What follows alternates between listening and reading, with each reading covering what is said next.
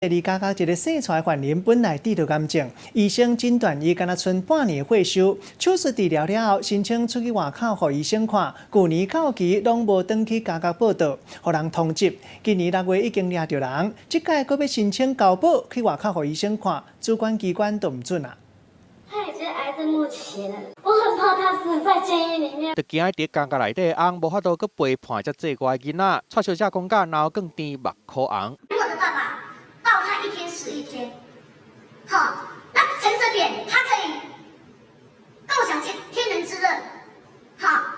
我的先生是癌末直肠癌第4期。手会抱伫拄过查甫囡仔，佮有一家3个人做伙翕的相片。生出来查甫人伫2008年因为性炮案，被关入去台南监狱。过当年发现伊尾期的直肠癌拖去到淋巴系统，送去台中培德病院治疗。2014年癌细胞拖去到肝，爱做雷射手术，申请保外就医，落尾就拢伫婚林好尾厝内养病。这些都有跟他请的。甲医疗请假证明摕出来，生出来查甫人的保外就医伫去年3月互停掉，毋过因为病情恶化，爱甲肝摕掉，含伊的医生嘛建议爱保外就医。虽然有请律师向监狱迄边申请继续搁签，毋过监狱拢无回应。伫今年6月，台南地检署发布通知，生出来查甫人互抓到了后，关入去婚林第2监狱，搁一届申请保外就医，煞互拒绝。保外机会相对上会比较大，所以我们医疗观点是觉得应该可以保外就医。那他到一定的程度，那基本上我们就会机关会按照我们的行政流程。